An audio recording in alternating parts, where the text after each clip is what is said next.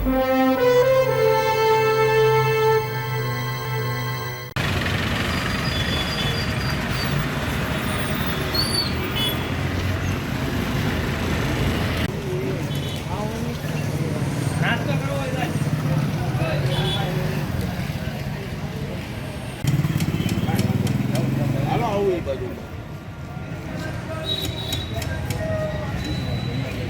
પૈસા આવી જાય સર સારું જ આવે જ છે.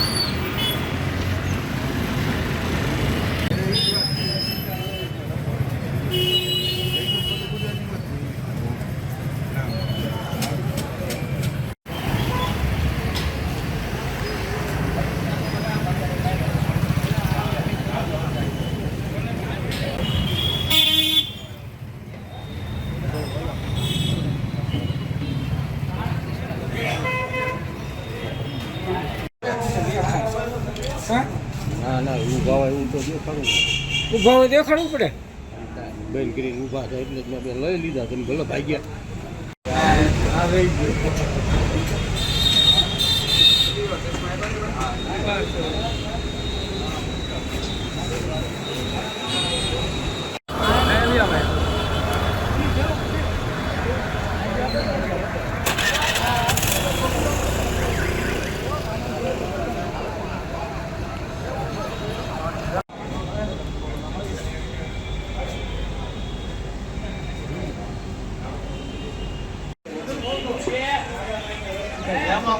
લઈ દીધો ભલે એમાં કઈ વાંધો નહીં. તમારું આવી ગયો.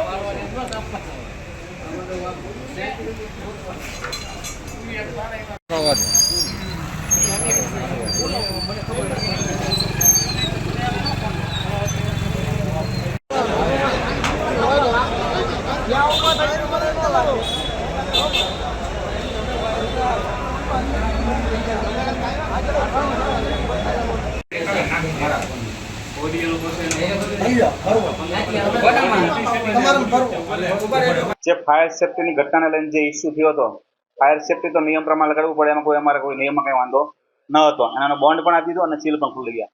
પણ જે ફાયર ઓફિસર દ્વારા ખોટી ફરિયાદ દાખલ કરવામાં આવી, ખોટી ફરિયાદ એટલે 100% ખોટી એટલા માટે કહું છું કે જે વ્યક્તિ સ્થળ ઉપર હાજર ન હોય, આપે ફરિયાદ વાંચી હોય તો આપને ખબર છે કે 7 થી 9 સુધી એમ કહેશ કે 2 કલાક મને ફાયર કામ ન કરવા દીધું. તો જ્યારે હું 9 ને 18 આવ્યો ત્યારે ઓલરેડી બિલ્ડિંગમાં સીલ મારી દીધેલું હતું. તો 9 ને 18 કામગીરી પૂર્ણ થઈ ગઈ હતી. પછી એમ કઈ રીતે ફરજમાં રૂકાવટ કરી એનો અમને જવાબ આપવો પડે. અને ભાદોરતા બિલ્ડિંગમાં 300 સીસીટીવી ફૂટેજ છે, જ્યાંથી એન્ટ્રી કરો અને આઉટ થાવ ત્યાં સુધીના બધા ફૂટેજમાં આવે છે કે કોઈને કોઈ ડિસ્ટર્બ કર્યા નથી. ફક્ત ઇસ્યુ એવો હતો, એક દરવાજો એટલા માટે ખુલ્લો રાખો કે માધવરત્ન બિલ્ડિંગમાં સેફ ડિપોઝિટ વોલ્ટ આવેલો છે, એમાં બહારની ઓફિસના પણ લોકર હોય છે, એટલે બહારની ઓફિસો ડિસ્ટર્બ ન થાય એ માટે એક રિક્વેસ્ટ કરી હતી કે ભાઈ તમે આ ખુલ્લું રાખો. તો અને પોઝિટિવ લીધું કે ભાઈ ખુલ્લું રાખીએ છીએ ને વાત પૂરી થઈ. પણ કઈ નહીં હોય ને શું થયું કે ગઈકાલે સવારે પાછું સાંજે બપોરે સવારે વાત થઈ કે બોન્ડ લઈને આવો, તો કમિશનર ઓફિસે બોન્ડ લઈને ગયા તો એ કમિશનરે મળવાનો ટાઈમ ના આપ્યો, મળ્યા ને બધાને. અને પછી ફરી વાર કંઈક ઓફિસ બંધ કરવા માટે આવ્યા અને મને 1:30-2 વાગે ખબર પડી કે ભાઈ ફરજમાં રૂકાવટની ફરિયાદ દાખલ થાય છે. તો મેં જાણ્યું તો પદુબાને જે ફાયર ઓફિસરને ફોન કર્યો કે ભાઈ આવી કોઈ ઘટના કે બની નથી. હું ક્યાં લખાવું છું ફરિયાદ, મને એવું વાતમાં દોરવામાં આવ્યો. તો કોઈ સાહેબ એવું તો ઘણી ઘટના બની તેમ બંધ કરાવ્યા હતા, આપણે કોઈ કર્મચારીએ ભૂલ કરેલી કે શરૂ રાખવી તો અમને આ વસ્તુ આપો એવી માંગણી કરેલી.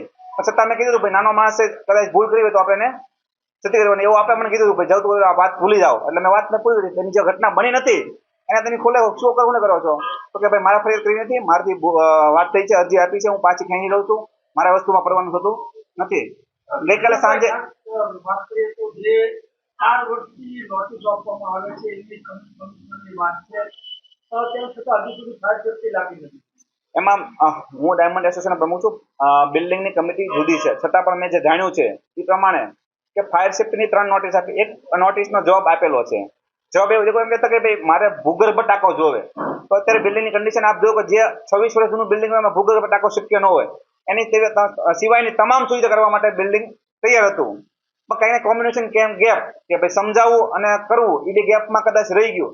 ગઈકાલે હું ફાયર ઓફિસરને મળ્યો, મેં કીધું સાહેબ આમાં તો જૂનો તમારી સિસ્ટમ પ્રમાણે ઇન્સ્ટોલેશન ન થાય, આ કંઈક નવું આપો કે ભાઈ ટાંકો અહીંયા તો ઉપર રાખો તો ચાલશે, અથવા કંઈક બેઝમેન્ટમાં રાખો, કંઈક પાર્કિંગમાં રાખો પ્લાસ્ટિકનો ટાંકો કોઈ જવાનો તો ચાલે. તો એનાથી અમે બધા તૈયાર છીએ રેડી, અને 300 બોન્ડ ઉપર લખી દે વર્ક ઓર્ડર પર આપી દો કે આ રીતનું લગાડો તો અમને કઈ વાંધો નથી. હડતાલની જાય કે કોઈ માણસ નિર્દોષ માણસને ફરિયાદ કરી ખોટી કોઈ રાગદેશ કે કોઈ રાજકીય દાવપેચ માટે, આ કોઈ રાજકારણ નથી, આ એક વેપારનું હબ છે ભાણવડનું. આ પ્રેસ મીડિયાવાળાને પણ વિનંતી કરું છું કે કોઈ રાજકીય દ્રષ્ટિ કોઈ વારાતારાથી નહીં, તો ભાણવડનું ડેવલપમેન્ટ થાય, ભાણવડમાં 5 વેપારી બજાર બહારના આવે, કંઈક સારું વાતાવરણ હોય તો આવે. અહીં આવો ને ખોટા નામ લખો ડિસ્ટર્બ કરો તો અહીંથી કોઈ આવે નહીં. એટલે આવા રાગદેશ ન થાય માટે ગઈકાલે અમને બધી એસોસિએશનોના ફોન આવ્યા. બોટાદ ડાયમંડ એસોસિએશન છે, તળાજાનું ડાયમંડ એસોસિએશન છે, ગારિયાધારનું પાલટાના કે આપણે આ ઋતુ બંધ રાખવું જોઈએ. એટલે આવતીકાલે સંપૂર્ણ હીરા સાથે સંકળાયેલ માણસો બંધ પાળવાના છે.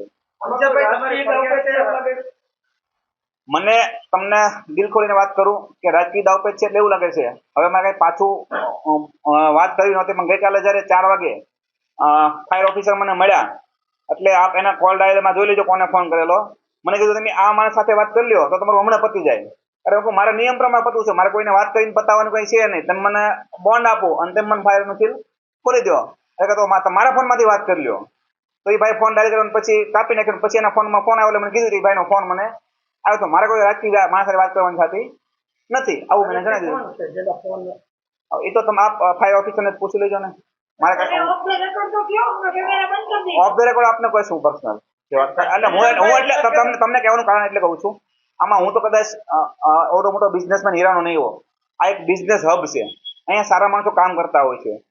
મારે કોઈનું નામ આપીને કોઈને હીરા બજાર કરવું એ વાત નથી. જેને દાવ લેવો હોય, જેને લેવું પર્સનલ સામી સાથે ઊભો છો આવી જાઓ, ખોટા વાંચી ઉંદર કામ કરવાનું બંધ કરી દો. નામ એને ખબર છે જેને ફોન કર્યો છે અને તેની વાત થઈ છે, હું શું કહું છું ને, પણ નામ એટલે કોઈને બીજાને ડિસ્ટર્બ ન થાય તે માટે. બાકી મને તમારાથી કઈ છુપાવીને મતલબ નથી.